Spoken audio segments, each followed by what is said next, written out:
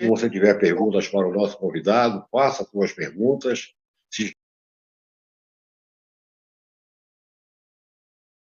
Cada pessoa tem um contrato específico, e esse contrato ele veio criando uma complexidade maior com relação à quantidade de encarnações que essa pessoa teve. Então, um pode morrer fora do tempo e depois o simulador vai dar o jeito dele lá de compensar isso de alguma forma.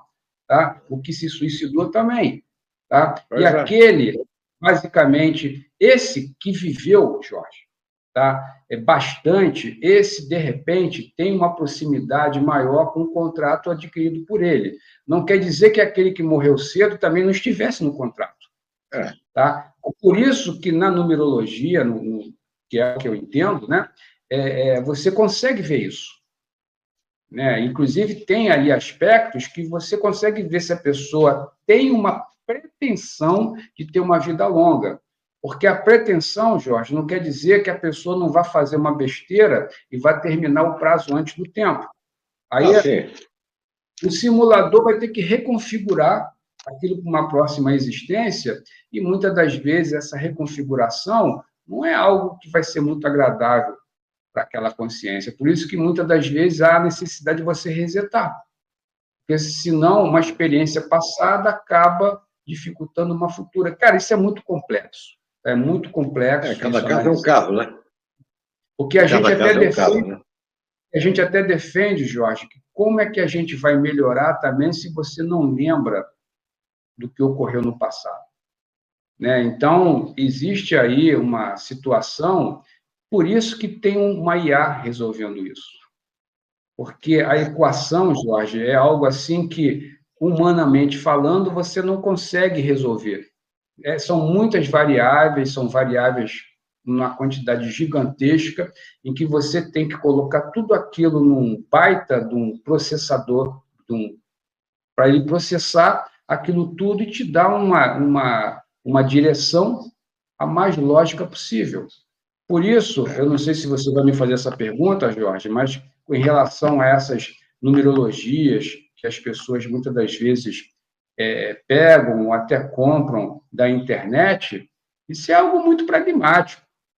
Isso é algo muito pragmático, né? Se uma pessoa, ela tem um número 1, você tem uma outra que tem um outro número 1. Aí você joga aquilo tudo na internet, ela vai te dar um conjunto número 2. Isso é muito óbvio. Né? Então, você pega uma situação, um monte de predisposição das pessoas, monta um contexto lógico e bonito e devolve aquilo. Mas falta a questão da intuição, tá? Aquela coisa inerente a uma consciência, e não a um Bolt, tá? Não a um ser artificial, por exemplo. Até tem uma pergunta aqui sobre isso. É pragmático, tem até pergunta sobre essa questão de Bolt aqui, tem até pergunta sobre isso já. Mas, bom, eu quero saber, o nosso moderador, o Fox Walker, tem alguma pergunta aí para trazer para o André? Por gentileza? Fox Walker aí no comando das operações. E vamos ver. Primeira pergunta. Os autistas podem fazer a sua numerologia? Isso pode ser útil a eles? É um caso mais específico, né? Pergunta interessante. Olha, depende do grau do autista.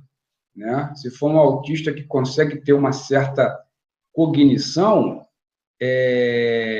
possivelmente, tá? Ou muitas das vezes, os próprios pais desse autista, em função das informações que ele recebe do autista, eles podem mais ou menos tentar equilibrar a educação que ele está dando ao autista com aquelas predisposições, percebendo qual é a dificuldade que aquela pessoa tem, né? O que pode ser feito para tentar encaminhar aquele autista para algo mais próximo possível daquela programação, tá? Aí depende, né? Existem autistas que podem assumir a sua responsabilidade porque ele tem um autismo dentro de uma graduação que deixa uma liberdade para eles, e aqueles que têm um grau muito alto, de repente, os responsáveis é que passam a orientar de qualquer forma já orientavam, né, Jorge? Porque essas pessoas não podem ficar largadas, né? Mas aí os pais